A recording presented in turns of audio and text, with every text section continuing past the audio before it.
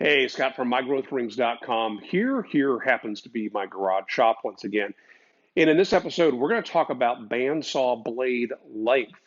You know, there's a lot of talk on YouTube about bandsaw blade width and tooth count and things like that. But what if you own a bandsaw and you have no idea what length blade can be used on that saw?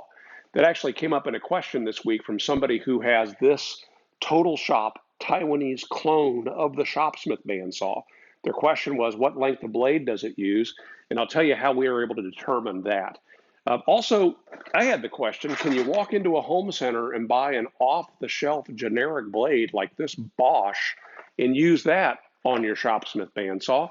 And finally, I have found a really cool, simple, inexpensive LED light that I've been able to add throughout my shop that I'm finding quite handy. I want to share that with you as well, so stick around. So since the Total Shop bandsaw is a clone of the Shopsmith bandsaw, you would assume that it would be compatible.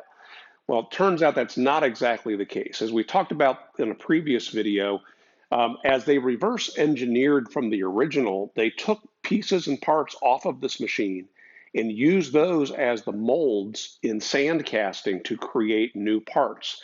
And when you do that, the parts ever so slightly change size. In fact, they get a little bit smaller. So for example, while the wheel on the Shopsmith bandsaw measures 11 inches in diameter, the Total Shop bandsaw bandsaw wheel measures 10 and 7/8. So it is at least 1/8 of an inch smaller in diameter. So let's talk about how we determine the length of the blade. The length of the blade is going to be going around half of this wheel and half of that wheel. So basically the equivalent to the circumference of one of the wheels. Additionally, the blade continues from the center line to the center line of this wheel. So if we measure from the center of this hub to the center of this hub, multiply that dimension by 2, that will account for this part of the blade and this part of the blade. Add that to the circumference of one of the wheels, and that will give us the appropriate blade length. Now, as I remove the tension on this, the wheel drops, which means these 2 points get closer together. When I add tension, those points separate. And so we can determine what the minimum and the maximum length that we would want to order. We wouldn't want to get a blade ordered based on the largest dimension because we need that wheel to be able to move to give us some tension. In fact, this one right now, if you take a look, come on over here. You can see we are really crazy close to this hub right here. We're over on the Shopsmith one, fully tensioned. We've got about a 1/2 inch space here. So for us to get a proper dimension on this, I want to take this blade off. I suspect this blade is too long, and we'll then set that upper wheel at the closer to the lower end, and we'll get our actual dimension then. Let me interrupt this real quick to tell you to leave any questions, comments, or cheap shots down below. And in a few days, in our midweek episode of Stumped Q&A, we'll answer those questions that are posed. And, you know, there's bound to be something I've forgotten to share in this video as well. Also, while you're at it, go ahead and subscribe. It don't cost nothing, and that way you won't miss anything. With the blade off and the upper wheel pulled down as far as it can go, let's get our center to center dimension. All right, we are at 18 1/4. So doing the math on that, we come in at 70.72 inches. So let's call that 71.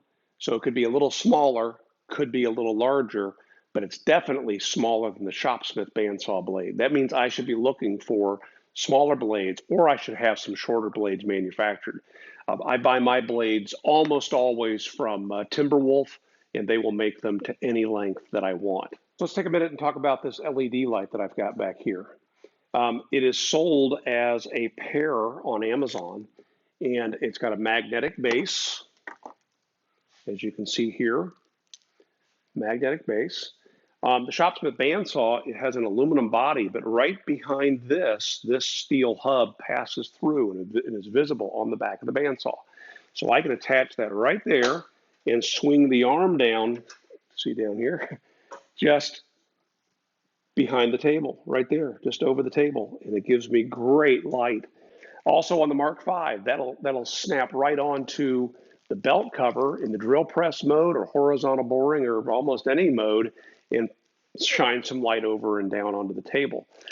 These are sold as a pair. I think they were like 11, 12 bucks. Also inside the box, it comes with some 3M adhesive pads as well as a peel and stick piece of ferrous metal. So if you've got a surface that doesn't have any steel, you can just peel and stick that and use that to attach it. How cool is that?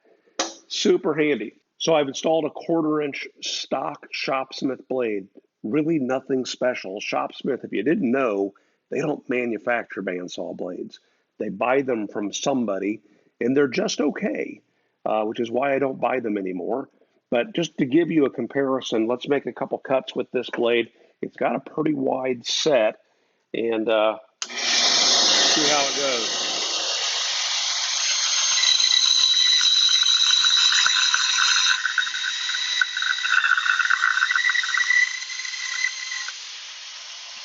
Make straight cut.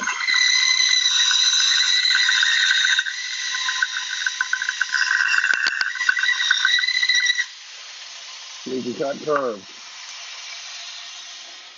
Yeah, what looks like burning is just a dirty blade. Look at that. You can see where it's pretty clean on that side of the cut, and it's pretty awful on that side of the cut. So I'm going to swap out this blade. We will put that Bosch blade on, and we'll see how that behaves. All right, here is the Bosch blade. It does fit. Let's give it a try.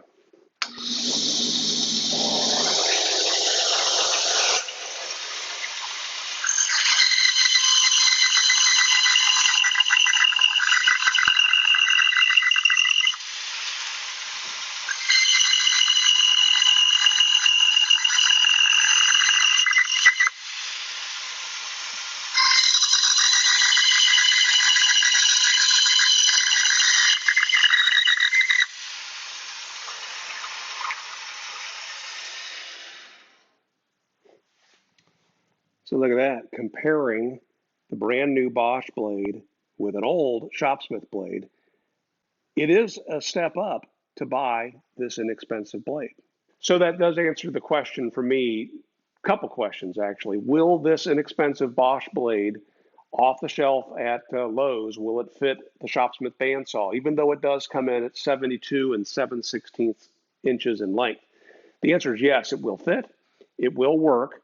I'm getting at least as good a cut as a worn out Shopsmith blade, but it's a new blade. So if if you understand that this is not going to give you finished cuts like my TimberWolf blade, then go for it. Now, it also came in with tax at $9.16, which is less than half of what the TimberWolf blades cost. That does mean I'm going to be spending more time sanding, also using more abrasives. So is it false economy to buy a cheap blade? Yes, in the end it is. But if you got to get a project done, your blade is broken, and you just need to get a blade, go ahead, pick up one of these blades at Lowe's, and you'll be good to go.